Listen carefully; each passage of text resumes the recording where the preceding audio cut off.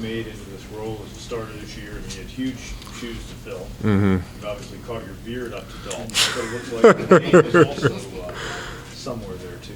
Yeah, it's been a process, and I'm continuing the process right now. Nowhere near what I could be, nowhere near the shoes that I'm filling right now. There's some huge shoes that I'm filling.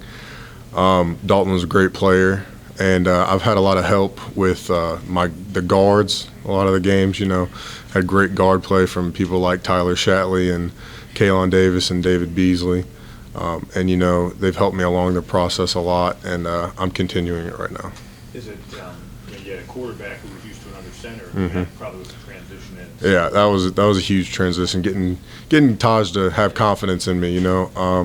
I feel like I've gotten to a point where he does have confidence in me and I have confidence in him, and I feel like I'm building confidence up front and everything. I just got to continue, and I really have to push a leadership standpoint, because at the center position you have to be a leader, and that's something that I'm continuing as we speak. Coach Morris said earlier yesterday Brandon Thomas was the only player on the offense that really was playing well.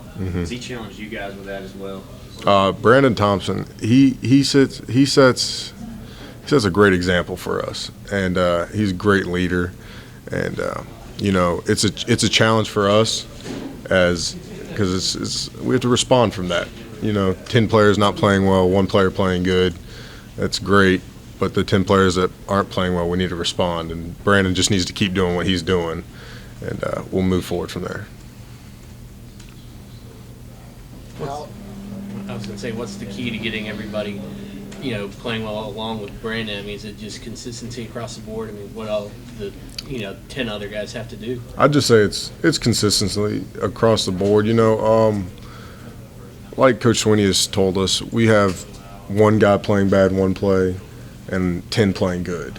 We need to get to the point where we have 11 guys playing good almost every play, and then we could be a very dominant offense. But I'm not saying we haven't been a good offense, but we've had our struggles. And it sounds like it's a kind of a back to basics kind of week for you guys. I guess talk about that a little bit. It sounds like kind of focusing on the small things. Yeah, we're focusing this week. We kind of brought down our offense to our basics. But up front, it's always been our basics. It could be complicated in the backfield, but simple up front. And, we'll just continue to grow as an offense and offensive line. How would you rate your play through these first 7 games as a starter? I am very critical on myself as a player, so my rating might not be as good as what coaches would say my rating is, but I look at it, I've been playing pretty well. I have a lot of areas that I can improve on, and I will improve on as we continue. I won't rate myself in like a 1 to 10 system, but I'd say I've been doing pretty well, but I have areas to improve. Off the top of your head, do you know what about the average grade has been for you for these I couldn't tell you my average grade. I think some of my highs was like a 91 or something like that percentage. I think I graded 91 against Georgia and NC State right now. What are you most critical about when you look at yourself and you rate yourself on film? Finishing blocks. I take a lot of pride in, trying to finish a play, not letting my guy chase down whoever's running the ball, not letting my guy get in Taj's face, trying to put him on the ground. That's what finishing a block is. And then my snaps I've been very critical about.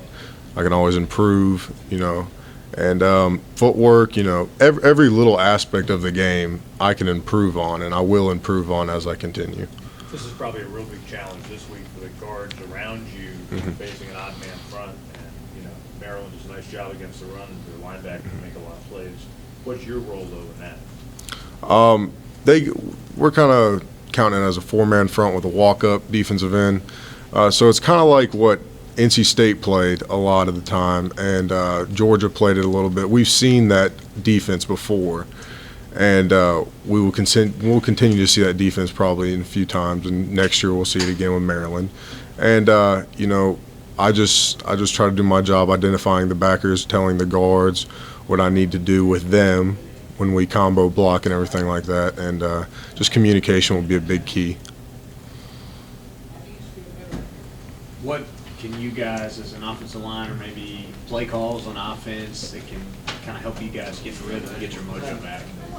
I just say playing consistently, mostly up front. We need to get 5 guys playing on the same page every play, and that's my job to do that. And I'm taking big responsibility in doing that, and I'll continue to do that and just keep pushing, pretty much. You have the same 5 guys playing next to you each week because you guys have been somewhat in flux. Yeah, I feel like we have really good depth on this team, and there's not really a big drop off when, say, like Kalon comes in for David or David comes in for Kalon, and I feel like we can continue to improve up front, and we will continue to improve up front, and the switching of people doesn't really bother us that much. Appreciate it. Appreciate it, Brian. Thank you all.